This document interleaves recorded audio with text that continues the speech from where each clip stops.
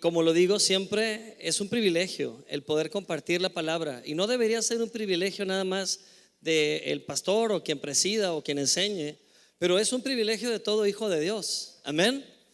Cuando la Biblia habla de que somos sembradores, es porque también podemos sembrar la palabra. Y créame que hay mucha gente que está lista para recibir la semilla. A lo mejor en el pasado esa gente que a usted le rechazó cuando usted quiso compartir la palabra, quizás en este momento está lista. Por eso podemos volver y poner la buena semilla del evangelio y creer que va a prosperar, que va a dar fruto. Y es justo lo que hoy vamos a hacer. Me gusta mucho este momento de compartir la palabra porque nadie es obligado a recibirla. Nadie aquí es obligado a recibir la palabra, sino venimos con un corazón voluntario dispuesto a recibirla, y así es como funciona. Amén. ¿Hay corazones dispuestos hoy? ¿Hay buena tierra fértil aquí para recibir semilla que va a traer prosperidad del alma? Gloria a Dios. La palabra de Dios siempre prospera nuestra alma, cambia nuestro entendimiento, nos renueva. Y bueno, hoy he titulado a esta enseñanza, la he nombrado la fuente de tu victoria. Amén. La fuente de tu victoria. Dígalo fuertemente: Jesús es la fuente de mi victoria. Él es la fuente de tu victoria. Gloria a Dios. Y bueno, la imagen spoilea un poco sobre quién vamos a hablar, ¿no? La imagen, créanme que ha sido una de las imágenes más bonitas que la IA me ha creado. Yo nada más hice el prompt. Soy bueno para hacer prompts, yo creo. Y me dio esta imagen. Hasta me imaginé yo estar en la barca siendo testigo de ese momento tan espectacular.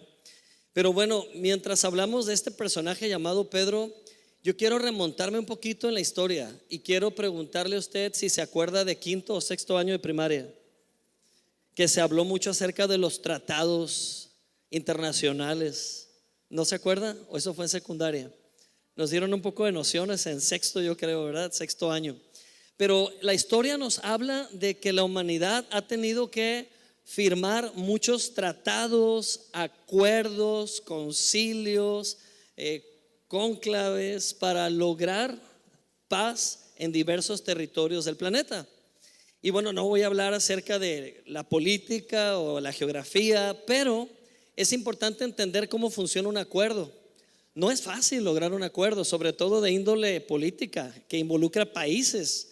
Imagínense, venir a la iglesia en familia implica un acuerdo y es nada fácil. Ahora imagínense un tratado internacional donde los presidentes tienen que ponerse de acuerdo. Y yo le pregunto en ese sentido, ¿es fácil ponernos de acuerdo o es difícil?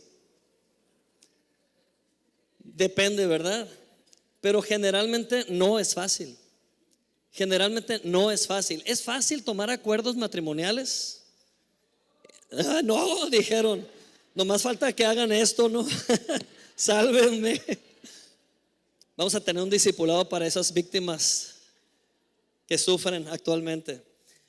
No es fácil. Tomar acuerdos no es fácil, ni matrimoniales, ni laborales, ni de ningún tipo de relación. ¿Por qué? Porque implica voluntades. Amén. Piénselo por un momento. Cada vez que usted se va a someter a un acuerdo, implica hacer uso de su libre albedrío. Es un regalo que Dios le dio. Necesita ejercer cierta autoridad sobre sí mismo para lograr empatarse a un criterio que quizás no es el suyo. Tiene que hacer un ejercicio de evaluación y decir, a ver, ¿estoy de acuerdo o no estoy de acuerdo? Típico, ¿verdad? Que estamos en un grupo y decimos, ¿cuándo hacemos la convivencia o el convivio? ¿Tal día o tal día? Levanten la mano los que piensan que es sábado. Levanten la mano los que piensan. Nada más de hacer eso, ya empezamos a dividir al grupo. Y los que dijeron sábado, los que no están de acuerdo con los de sábado, voltean a verlos así como que. Y ya empieza a haber cierta fricción. No es fácil tomar acuerdos porque simplemente cada uno de nosotros cree tener la verdad, cree tener la razón. Sin embargo, si queremos vivir en victoria, necesitamos abordar este tema. Si queremos experimentar victoria en cada área de nuestras vidas, necesitamos aprender a ser creyentes que toman acuerdos espirituales sabios, que se comprometen en un acuerdo correcto. Amén. Y bueno, nada más por mencionar algo histórico, el tratado más antiguo que existe, que permanece vigente, es el Tratado de Paz, que fue un acuerdo entre Portugal e Inglaterra y se firmó en 1386 y es el famoso Tratado de Windsor. Lo quería mencionar porque a mí, no sé usted, pero a mí me parece muy impresionante que un acuerdo tan antiguo todavía tenga vigencia y no haya sufrido casi ninguna adecuación. Está así tal como fue establecido. Wow. Mis respetos para los que idearon ese acuerdo, porque quiere decir que pensaron en todas las cláusulas, en todos los inconvenientes y lograron llevar a dos naciones que tenían una disputa a un sano acuerdo, una sana relación. Por mencionar algún dato interesante, y decía que existen decenas de miles de tratados internacionales registrados a lo largo de la historia, desde acuerdos de paz, convenios sobre la aviación. Dirá usted, ¿qué al caso hacer tratados sobre la aviación? Claro que tiene importancia. Imagínase el chocadero de aviones que habría si no existieran los tratados de aviación. ¿Qué dicen esos tratados de aviación? Tales naves vuelan a tal altura, tales naves vuelan a tal altura y no se pasen de esos límites. ¿Para qué? Para evitar accidentes. Qué bueno que ha habido tratados sabios.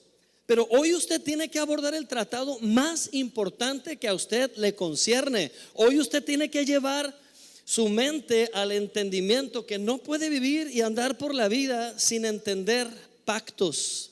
Dígalo conmigo, Dios es un Dios de pactos. Dios es un Dios que pacta. Dios es un Dios que estableció pactos a lo largo de la historia.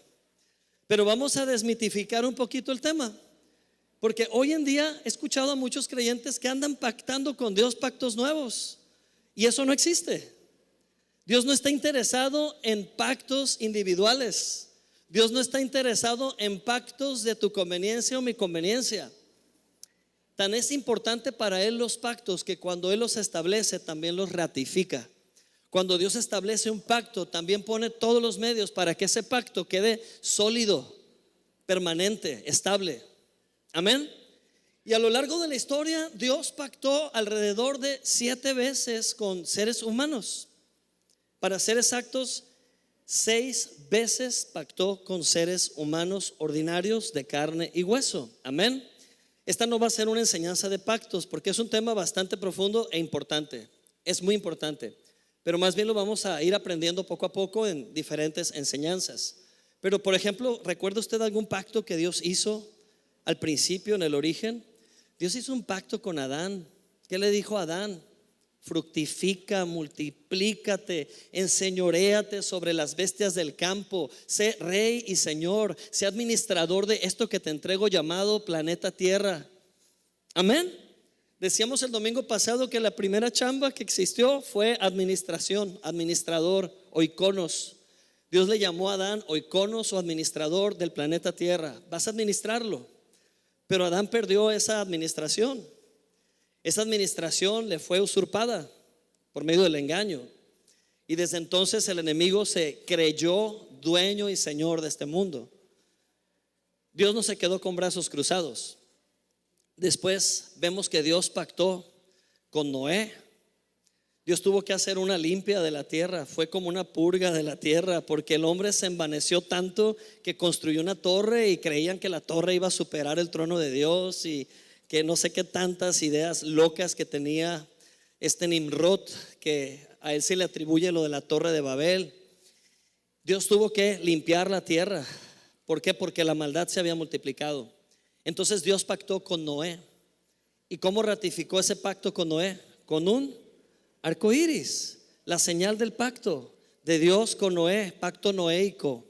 Y en ese pacto con Noé, Dios le prometió: nunca más el mundo será castigado de esta forma, nunca más. Pero más allá de esa promesa, lo que Dios le estaba diciendo a Noé es que un día también la humanidad sufriría un peligro similar al del diluvio. Y en esos días del futuro le dijo Dios a Noé: también voy a darles un medio de salvación. Y esos días son hoy, en este tiempo. No va a haber una inundación, no, ya lo prometió Dios con un arco iris, no se preocupe. Aunque a veces llueve bastante y se tapan las alcantarillas, ¿verdad? Y corremos peligro, pero nada comparado a una inundación del calibre del diluvio. Pero Dios sí le dijo a Noé que un día tendríamos la necesidad como civilización y como humanidad de un medio de salvación, de modo que hoy en día estamos corriendo mucho peligro por la inundación actual de maldad, pero el arca tiene la puerta abierta y el arca es Jesucristo. Jesucristo es el arca de salvación. Dígale al vecino: Jesucristo es el arca de salvación. Pero dígaselo por dos motivos: para que no lo olvide y para que no lo olvide. Y ahora dígale: ¿ya te subiste? ¿Ya te subiste a esa arca? Amén, gloria a Dios. La buena noticia, bueno, la mala noticia es que esa arca se va a cerrar. En cualquier momento se va a cerrar. La buena noticia es que todavía la puerta está abierta y caben muchos. Amén, todavía caben muchos. Por favor, piensa en 2 personas o 3 que este año, antes de que termine este 2026, si Dios permite que estemos todavía presentes en este año todos, piensa en 2 o 3 personas que quieres ver dentro del arca. ¿Sí? Y ahora dilo en voz alta: en el nombre de Jesús, los medios ya fueron puestos para que estas personas vengan a Cristo. Me comprometo con este pacto de Dios en el que vivimos para llevarles el mensaje, para que conozcan el mensaje de salvación. Amén. Y en fin, hay muchos otros pactos y no puedo ahondar en todos ellos. Vamos a hablar de pactos más adelante, pero Dios se cansó de hacer pactos con el hombre. Hizo 6 pactos con humanos. ¿Dónde quedaron esos pactos? No funcionaron. ¿Por qué? ¿Falló Dios a su pacto? No, nunca. Él no puede mentir. Él es perfecto, Él tiene palabra. Entonces, ¿por qué ya no están esos pactos? Porque con quien pactó no pudo sostener el pacto. ¿Y con quién pactó? Con seres mortales, con humanos, con Noé, con David, con Salomón, con diferentes hombres. ¿Y qué hizo Dios para solucionar este tema y no dejar a la humanidad sin un pacto? Paréntesis: ¿por qué es importante que tengamos un pacto vigente? Por la misma razón que es importante que la OTAN tenga pactos vigentes para que no haya ciertas situaciones de riesgo, que la ONU tenga acuerdos vigentes para asegurar la tranquilidad de los países. Para Dios es importante que haya una garantía para la iglesia, que tú como creyente tengas una garantía segura de que lo que Dios dijo es para ti y es real. Promesas vigentes para ti, promesas en las cuales te puedas recargar en momentos de angustia, promesas de la palabra que sabes que sí o sí se van a cumplir independientemente de la gente o de las circunstancias. ¿Puedes decir amén? Les veo cara de asustados a todos, ¿eh? Es un buen tema. Necesitamos comprender en qué pacto estamos viviendo y si este pacto que tenemos va a funcionar por más tiempo o va a fallar en algún momento. La buena noticia es que este pacto que tenemos es el último pacto que Dios ha hecho. La diferencia es que ya no lo hizo con humanos. ¿Cuántos pactos hizo con humanos? ¿Qué significa el 6 en la Biblia? Número de hombre, número de humano. ¿En cuál día creó Dios al hombre? En el día 6. ¿Qué dice Apocalipsis acerca del 6? 6, 6. Dice que es el número de la bestia o el número del anticristo o el número del hombre creyéndose Dios. ¿Por qué 3 veces? Porque imita ser Dios. El anticristo se cree Dios, pero es un humano tratando de imitar a Dios 3 veces, como Dios Padre, Dios Hijo y Dios Espíritu Santo. Dios ya no va a pactar con hombres, no te preocupes, pero el último pacto que Dios hizo es el único pacto vigente, el único pacto permanente, el único pacto eterno, y ya no habrá otro pacto después de este último pacto, porque este último pacto es el único que Dios ha hecho con Él mismo. Dios pactó con Dios, Dios Padre pactó con el Hijo en la cruz del Calvario, y sobre ese pacto puso tu vida. ¿Estás seguro en ese pacto? Es el arca de salvación aún abierta. En ningún otro nombre hay salvación, porque no hay otro nombre dado a los hombres en quien podamos ser salvos. Gloria a Dios. Amén. Aleluya. Gracias, Señor. Amén. Y dice primera de Juan 5:4, esta dice, porque todo lo que es nacido de Dios, ¿qué pasa? Vence al mundo. Y esta es la victoria que ha vencido al mundo. ¿Cuál? Nuestra fe. ¿Cuál es tu victoria? Tu fe. ¿Pero tu fe en qué? No, mi fe en Cristo. Amén. Si mi fe está puesta en Cristo, es correcta y estoy seguro porque este pacto es seguro. Es un pacto eterno. ¿Conoces en qué consisten las garantías que Dios te heredó en este último pacto? ¿Conocerán los países que firmaron un tratado cuáles son las garantías que reciben por firmar? Claro, si no, no firman, ¿verdad? En esos tratados se les dice, mira, no te preocupes, ya esos enemigos no van a entrar a tu territorio. Mira, no te preocupes, si alguien te ataca, estamos todos los países aliados para apoyarte. ¿Quién no quiere entrar a pactos de protección así? Pero hoy la palabra de Dios nos dice cuáles son nuestras garantías como creyentes y como la iglesia. Amén. Hebreos 8:10 habla perfectamente del pacto que Dios prometió desde antaño, desde tiempos memoriales. El pacto en el que vivimos había sido anunciado por los profetas para que hoy en día entendamos el privilegio que vivimos de ser parte de la iglesia que vive bajo un pacto seguro, lleno de garantías seguras. Amén. Por favor, como si estuviera ante la notaría pública número, no es cierto, pero por favor, como si estuviera usted compareciendo ante la notaría, porque le van a entregar una garantía, le van a entregar un testamento, le van a entregar una heredad. Por favor, hable estas palabras como si después de hablarlas usted va a afirmar de que las recibe. ¿Está de acuerdo? Imagínese que usted está invitado a esa notaría como alguien que va a ser beneficiado por un testamento a punto de abrirse y anunciarse. Y este es el pacto que Dios hizo para ti. Escúchalo. Dice: por eso, al instituir el nuevo pacto, Dios mismo lo confirmó con una promesa. Pues dijo: porque esta es la alianza que haré con la casa de Israel después de aquellos días, dice el Señor. Pondré mis leyes en su mente y las escribiré en su corazón, y seré a ellos por Dios y ellos serán por pueblo. Y no enseñarán más a ninguno a su prójimo, ni ninguno a su hermano, diciendo: conoce al Señor, porque todos me conocerán, desde el más pequeño de ellos hasta el más grande, dice el Señor, porque seré propicio a sus injusticias y nunca más me acordaré de sus pecados. Nunca más me acordaré de tus pecados. Nunca más me acordaré de tus pecados, dice Dios. Esa es la garantía del último pacto: que eres perdonado, que eres amado, que eres salvo por gracia. Y las garantías no terminan ahí. Puedes leer todo el libro de Hebreos, específicamente el capítulo 8, pero también el capítulo 13. Y específicamente 13:5 puedes leer: yo nunca te dejaré, yo nunca te abandonaré, dice el Señor. Amén. ¿Escuchaste cuáles son esas garantías que Dios te da?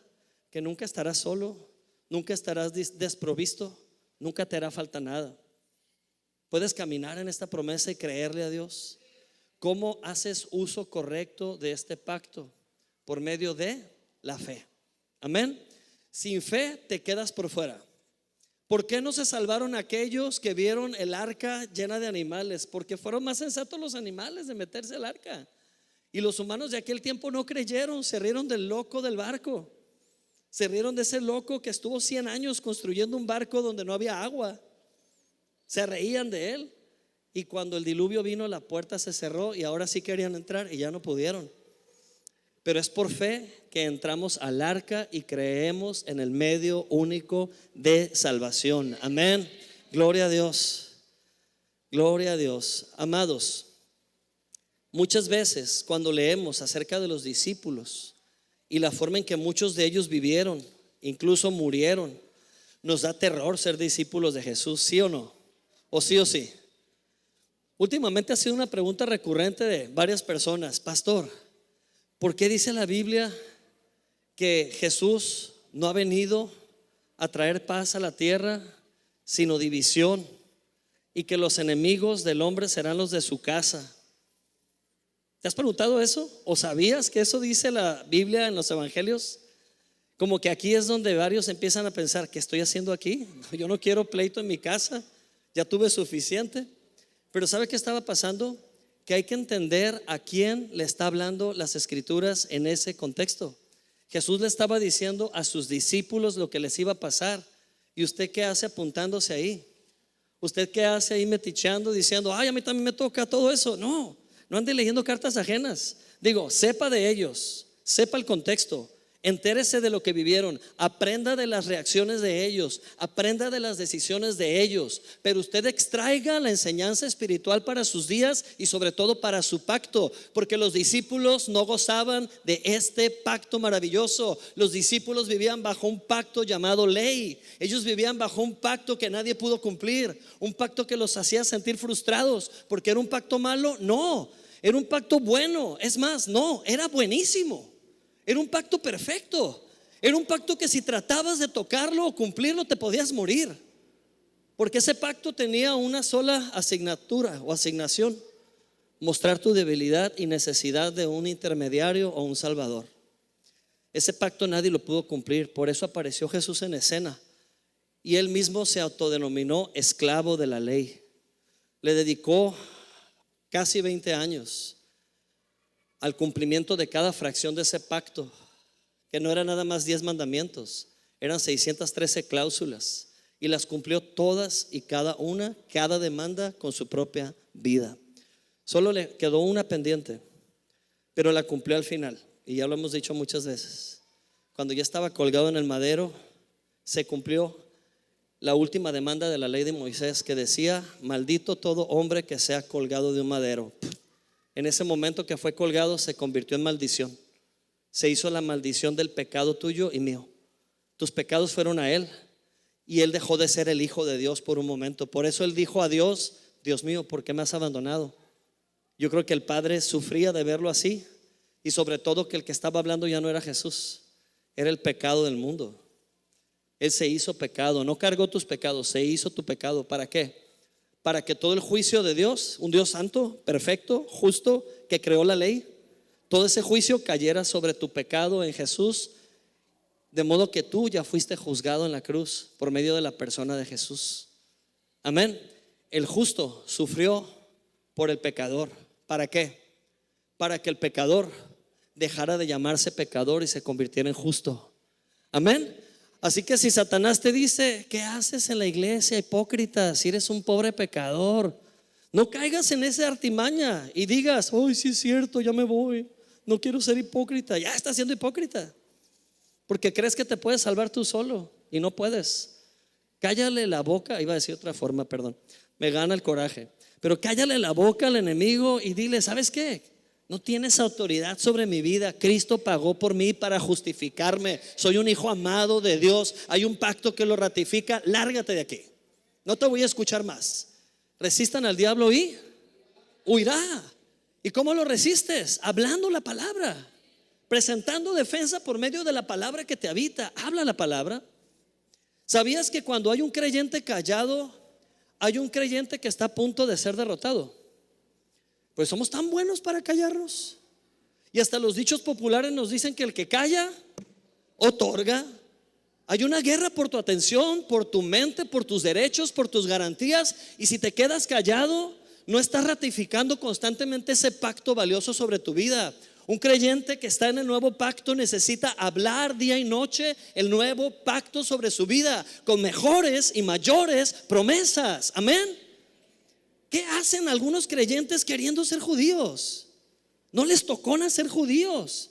Ese fue el pleitazo que tuvieron Pablo y Pedro, porque Pedro entendía la gracia, entendía el nuevo pacto, pero le pudo más a Pedro quedar bien con los judíos.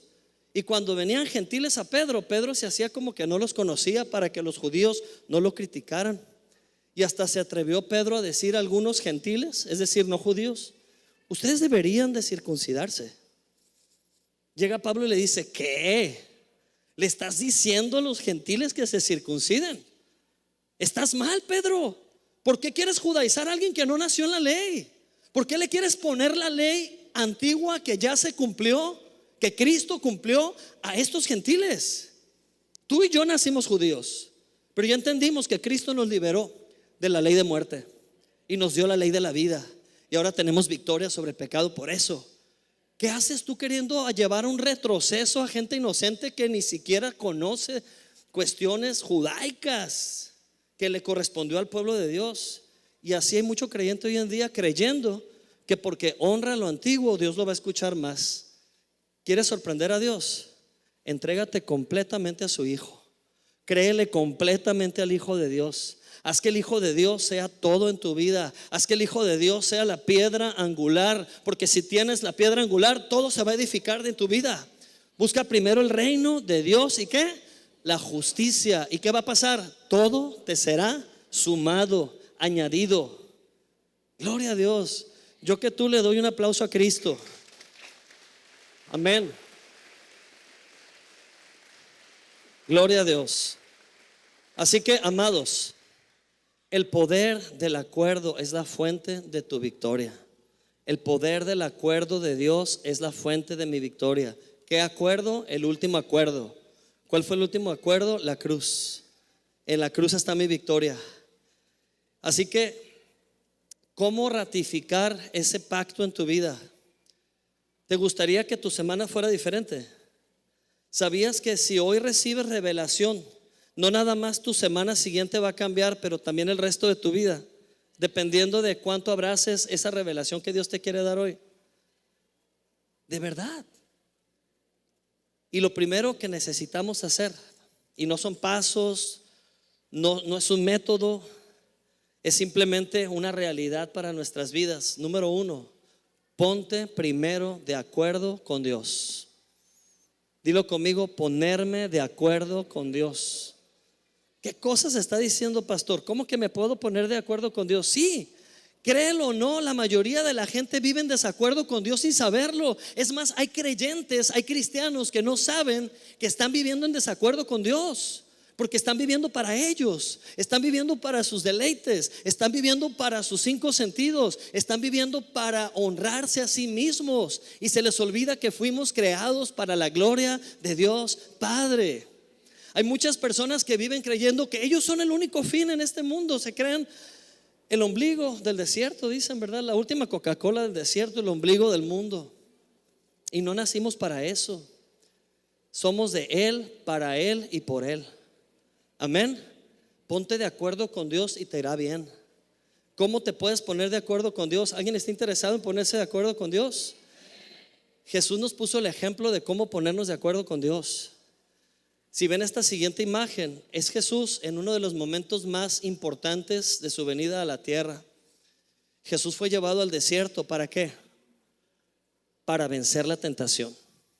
No fue para intentar hacer algo, fue para vencer a propósito la tentación. ¿Qué tentación? La que no quería que cayera sobre ti. Jesús estaba acercándose al cumplimiento del pacto antiguo para entregarte un nuevo pacto, y en ese nuevo pacto tu victoria. Pero ¿qué tuvo que hacer Jesús? Ser llevado al desierto. ¿Para qué? Para vencer las 3 áreas en las que fracasó Adán. Adán fue el primer hombre que fracasó en 3 áreas, pero Jesús fue el nuevo Adán que triunfó sobre esas mismas 3 áreas. ¿Cuáles son esas 3 áreas? Cuerpo, alma y espíritu. Adán cayó por el cuerpo porque le apeteció una fruta, y su cuerpo fue la trampa para que el pecado y la caída ingresaran a su cuerpo y perdiera la eternidad. Después fue el alma y después fue el espíritu. Adán fue tentado en esas 3 áreas. Quiero comer ese fruto, quiero ser igual a Dios, quiero no morir, y fue engañado. Entonces Jesús tuvo que venir a arreglar y reparar todo lo que aquel Adán hizo por amor a ti, para que hoy tú fueras un heredero de un nuevo pacto. Amén. Y ahí en el desierto, si tú lo quieres estudiar a detalle, porque no tenemos mucho tiempo, lee Mateo 4 del versículo 1 al 11, y ahí lo explica perfectamente. Está Jesús ayunando por ¿cuántos días? 40 días.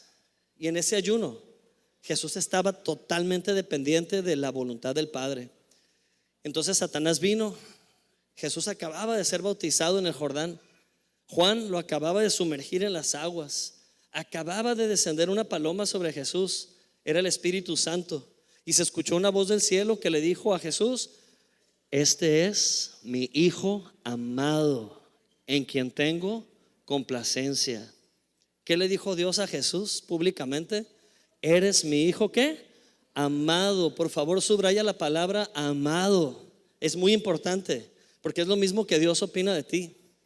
Es la misma opinión que Dios tiene de ti. ¿Sabías que Dios te ve al nivel de su Hijo Jesucristo? Porque eres uno con Él. Tu espíritu es uno con Él. Ay, pastor, ¿qué herejía acaba de decir? ¿Qué me voy a parecer yo a Jesús? No me ve en la casa, ¿verdad? Por eso no sabe, ni me interesa. Pero tu espíritu es santo. Tu espíritu está unido al de Cristo. Amén. Jesús fue reconocido públicamente como el Hijo amado de Dios. Entonces viene Satanás en el desierto después de 40 días de ayuno, y Satanás repite una verdad a medias, no repite una verdad entera. ¿Qué le dice primero Satanás a Jesús? Porque obvio, 40 días de ayuno, lo que sea que pasara con vida se te antojaba comerlo. ¿Tendría hambre Jesús? Claro, tenía un cuerpo físico. ¿Y qué le dice Satanás? ¿Tienes hambre? Haz que esa piedra se convierta en pan, si acaso eres el Hijo de Dios. ¿Escucharon? ¿Dijo una verdad Satanás? Sí, a medias. Porque Jesús no era el Hijo de Dios. Jesús era el amado Hijo de Dios. Y tú no eres el Hijo de Dios, la hija de Dios. Tú eres la amada hija de Dios. Tú eres el amado Hijo de Dios. Y si tú entiendes cuán amado eres, Satanás ya perdió la batalla contigo. Eres caso perdido para Satanás. Si todavía Satanás te zandea, es porque no has entendido tu identidad y sigues vacilando con tu identidad. Pero el día que tú comprendas que Dios te ama como ama a Jesús, Satanás no tiene nada que hacer contigo. Y por eso Satanás le dijo a Jesús: si eres el Hijo de Dios. Y Jesús, que contestó: escrito está, no solo de pan vivirá el hombre, sino de toda palabra que sale de la boca de Dios. ¿A qué palabra se refería Jesús que salió de la boca de Dios? Dice la boca de Dios que soy el amado, y porque soy el amado te derroto en este momento. Haz lo mismo, amado cristiano, haz lo mismo. Antes de tomar el celular y hablarle a otro cristiano para que ore por ti, corrobora, asevera, ratifica que eres el amado del cielo. Dilo en voz alta, no lo pienses. De verdad te digo, por cada hora que un creyente calla, muchas cosas se caen. Pero si en esa hora tú hablas quién eres en Cristo, muchas cosas se edifican. Dios no está pasivo hoy en día haciendo o no haciendo milagros. Hay bocas cerradas que deberían de estar hablando la verdad, no chismes, no otras cosas, la verdad. Amén. Gloria a Dios. Así que Jesús venció esas tres áreas: el cuerpo, porque no hizo la piedra pan; el alma, porque la propuesta del enemigo era: si eres el Hijo de Dios, súbete al pináculo del templo y arrójate, porque Dios va a enviar a sus ángeles y te van a salvar. Era una tentación al alma de Jesús. Jesús, por lo que quieras, por ego, oye, pues el Hijo de Dios, hubiera podido decirle a Satanás: apuesta, vas a ver, vas a perder la apuesta. No lo hizo. Pudiera haberlo hecho para callar a Satanás, pero la victoria no estaba en sus acciones, estaba en la palabra de Dios. ¿Y qué dijo Jesús? Escrito está, no tentarás al Señor tu Dios. No tentarás. Y tercer tentación, al espíritu. ¿Qué le dijo Satanás? Todo esto te voy a entregar si te postras y me adoras. ¿Por qué Satanás dijo eso? Porque Adán le entregó todo. Adán le entregó la tierra, y Satanás estaba dispuesto a entregar lo que Adán le dio a Jesús a cambio de autonombrarse vencedor sobre Jesús. Y Jesús le dijo: vete de aquí, porque escrito está, al Señor tu Dios adorarás y solamente Él servirás. Satanás salió despavorido y nunca más volvió a tentar a Jesús. Amén. Si Jesús venció, fue por ti, para que hoy tu espíritu, tu alma y tu cuerpo sean hallados irreprensibles hasta la venida de nuestro Señor Jesucristo. Amén. Así que, ¿cómo aplicar? Ponerte de acuerdo con Dios cada día. Ponte de acuerdo con su palabra, ponte de acuerdo con su voluntad, ponte de acuerdo con su espíritu. Amén. Ponte de acuerdo con lo que escrito está. No tengas pleitos emocionales, porque los vas a perder. No es porque te enojes más que vas a derrotar el mal. Cimiéntate en la verdad que está escrita, pero que salga por tu boca. Amén. Gloria a Dios. Haz un acuerdo con su palabra. cuándo es el mejor momento para establecerte en ese acuerdo con Dios? Cada día.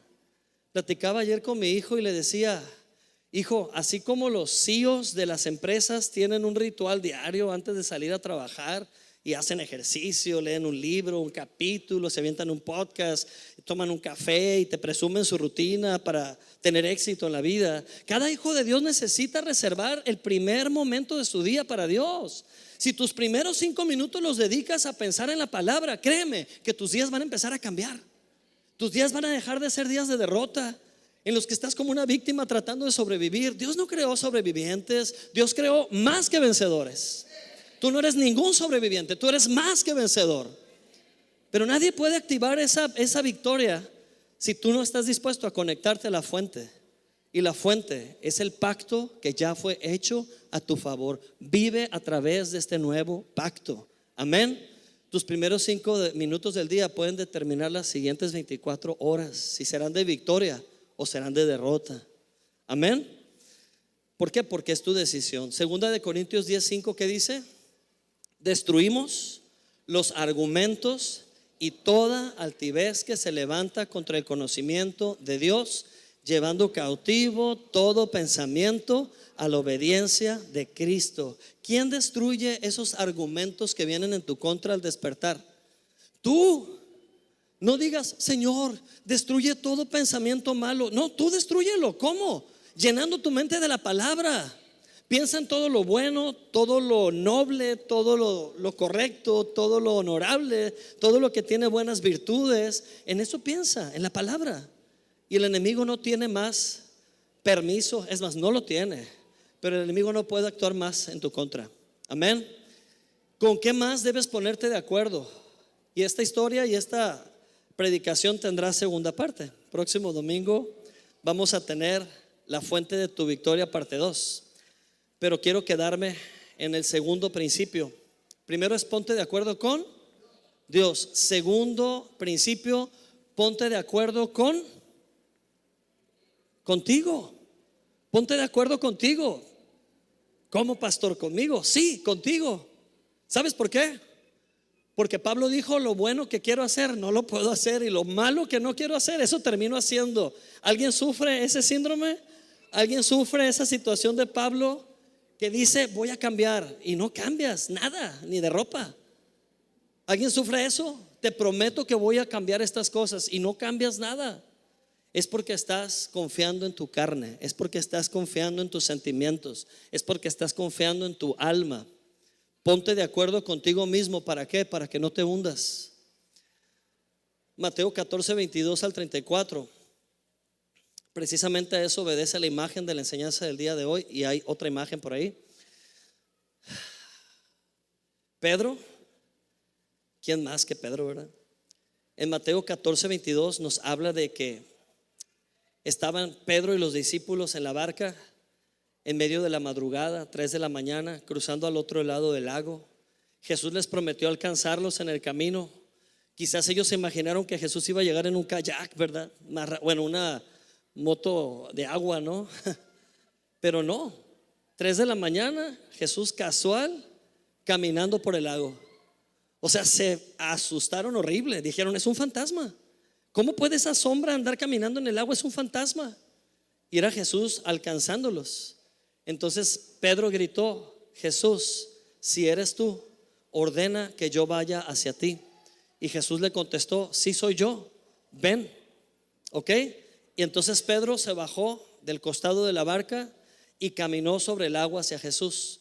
Pero cuando vio el fuerte viento y las olas, se aterrorizó y comenzó a hundirse. Ayer hablábamos de este tema con unos amigos y decía nuestra amiga: Jesús no se hundió de una, se hundió gradualmente. Y así nos pasa. Cuando empezamos como a tratar de ser analíticos, pensar qué me falta, en qué estoy fallando, en qué soy débil, a vernos a nosotros, verte a ti en lugar de ver a Jesús. Ese es tu punto de hundimiento. Cuando te distraes de ver al lugar correcto, cuando dejas de ver la fuente de tu victoria. Porque la fuente de tu victoria es Cristo y las promesas que ya ratificó en la cruz para ti. Amén. Y Pedro se empezó a volver consciente de las circunstancias de este mundo. ¿Cuántos no han dado marcha atrás por las cosas que están pasando en este mundo?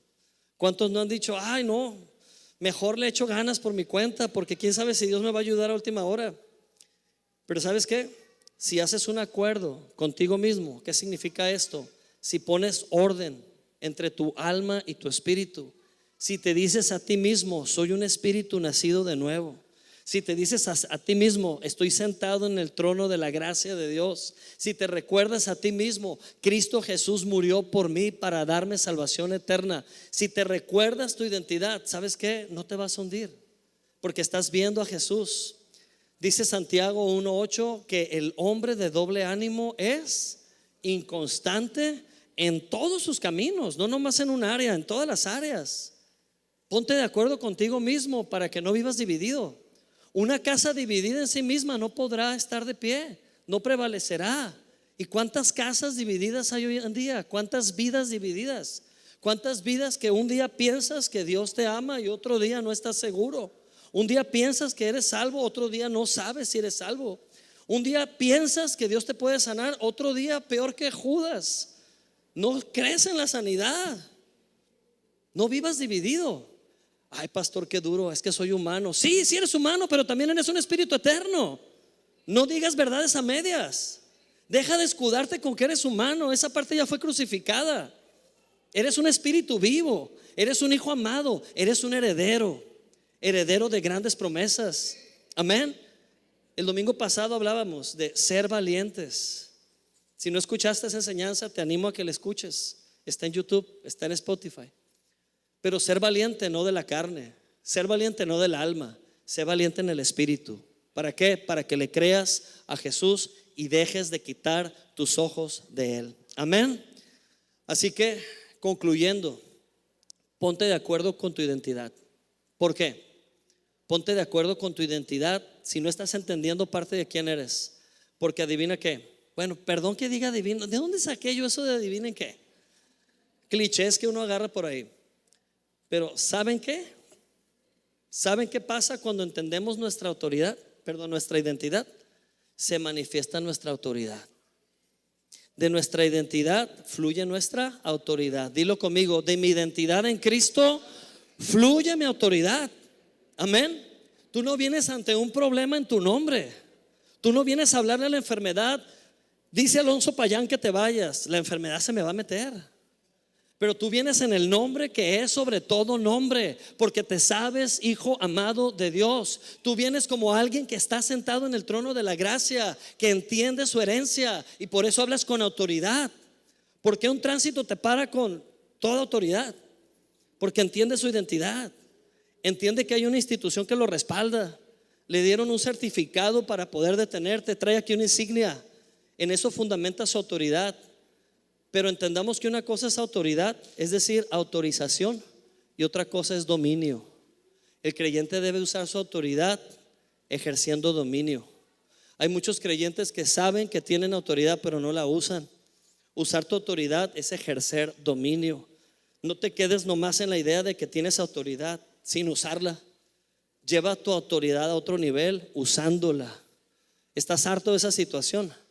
Deja de estar volteando al cielo a ver cuándo a Dios se le va a ocurrir sacarte de esa situación. Él ya hizo todo para que vivas fuera de esa situación. Lo que está pasando es que aquí hay alguien que está siendo pasivo y no está usando su autoridad, no está ejerciendo dominio sobre la circunstancia. Atrévete a ejercer dominio. Amén. Atrévete a ejercer dominio. Primera de Tesalonicenses 5:23. Por último, léanlo fuerte conmigo. ¿Qué dice?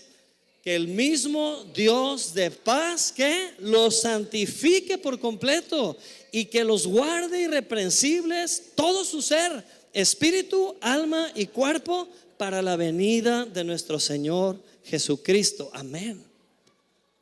Que seas hallado irreprensible. ¿Sabes qué quiere decir irreprensible? Invencible, irreprochable, protegido, blindado. La raíz de la palabra irreprensible es amemptos del griego, que es todo esto que acabo de mencionar. Cuando entiendes el pacto en el que vives, eres irreprensible en el nombre de Jesús. Nada podrá contra ti. Vamos a orar en este momento. Próxima semana Fuente de tu victoria, parte 2. Lleva tu mano al corazón y di conmigo: gracias, Señor, por recordarme que soy santo, apartado para ti, justo, limpio por la sangre del Cordero, y esto es por medio de la fe. No es mi mérito, es el mérito de Jesús.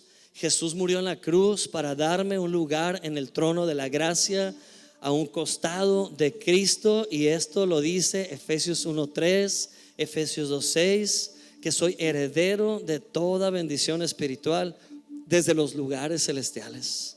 Levanta tus manos al Señor. Por un momento levanta tus manos al Señor. Si estás enfermo, hoy vas a ser sano. Ya fuiste sanado en la cruz. Solamente vamos a ratificar esto en tu vida. A ti te digo, eres sano, porque la palabra de Dios fue escrita a tu favor, y escrito está: por sus llagas ya fuiste sanado.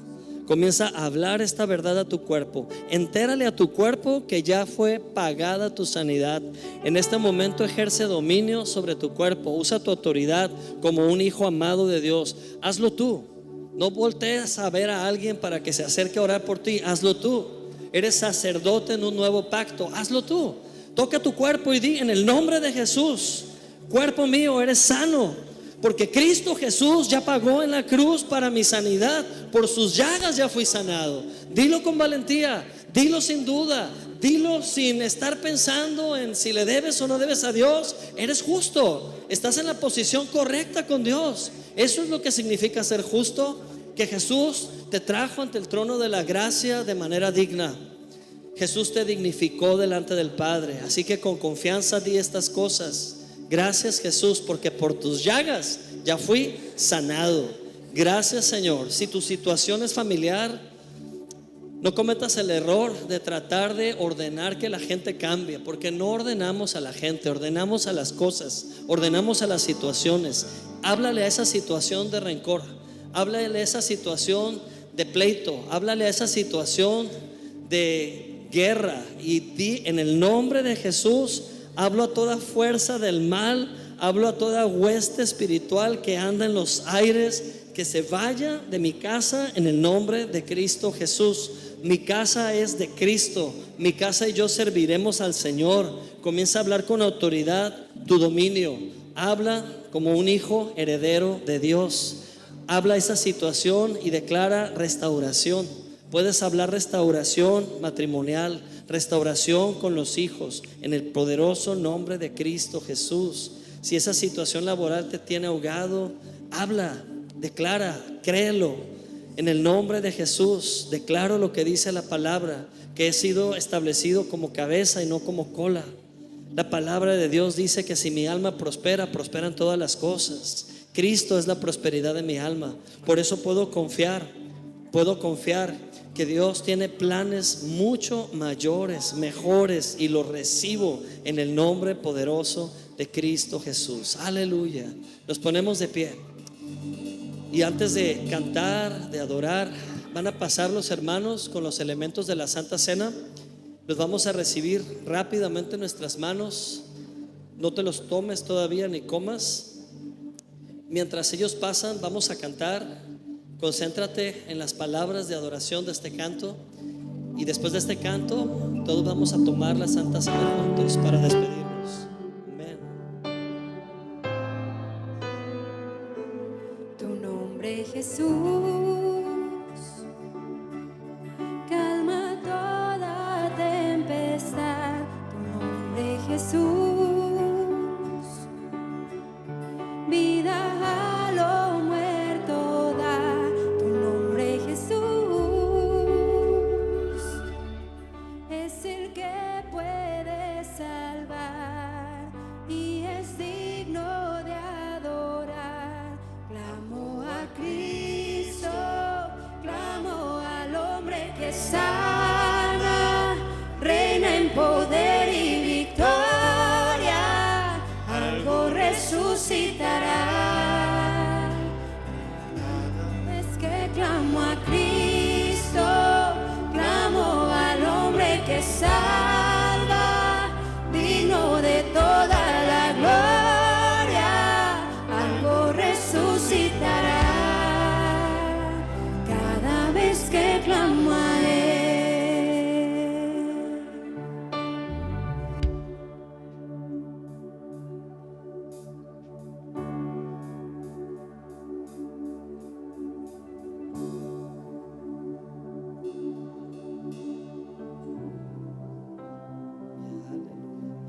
Amén. Si tienes la galleta en la mano y mientras los demás que faltan reciben este pan, te pido que tomes este pan en tu mano y lo levantes por un momento, lo observes, observa sus características, observa que tiene diferentes agujeros, observa que es un pan delgado, llano, porque no tiene levadura. Técnicamente es un pan sin levadura.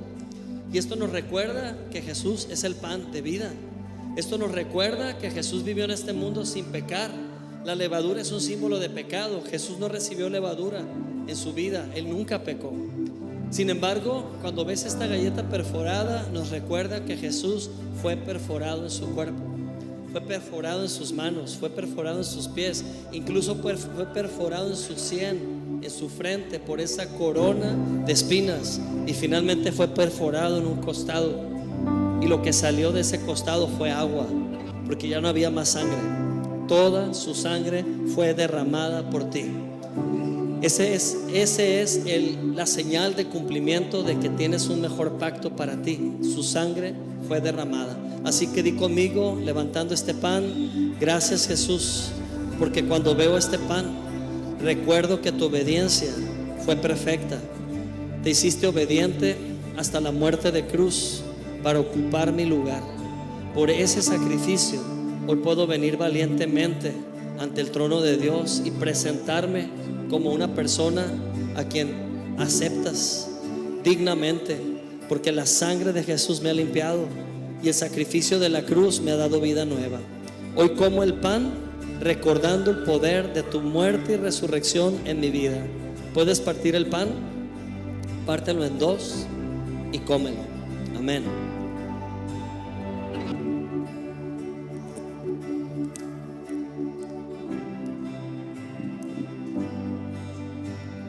Tomamos la copa en alto también.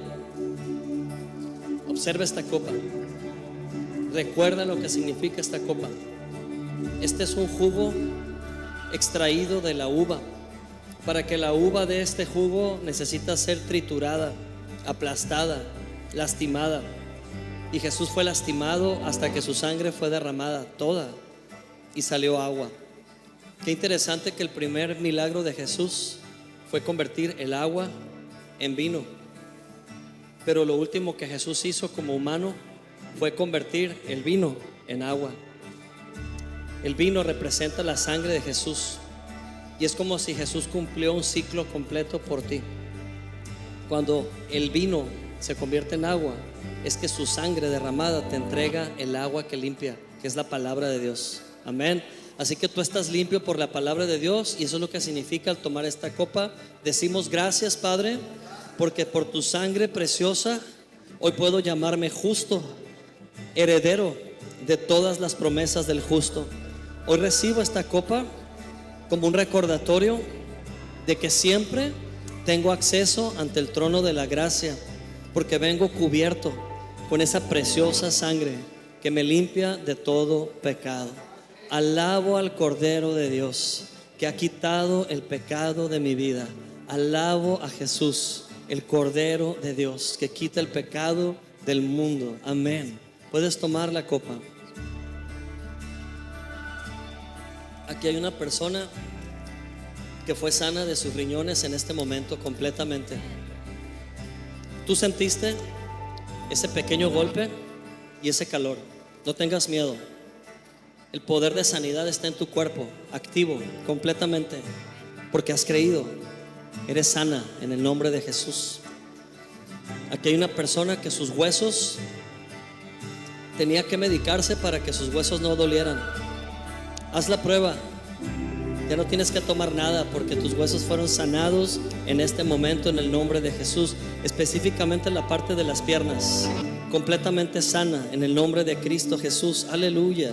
Gracias, Señor. Gracias, Dios. Veo una radiografía de pulmones que fue tomada en estos últimos días. Esa mancha sospechosa que los expertos te mencionaron y te dejó bien alarmado, si te vuelves a tomar esa placa ya no va a aparecer esa mancha, porque fuiste sanado. Ni siquiera hubo tiempo de un diagnóstico, ya fuiste sanado en el nombre poderoso de Jesús. Eres sano en el nombre poderoso de Jesús. Yo sé que estas personas están aquí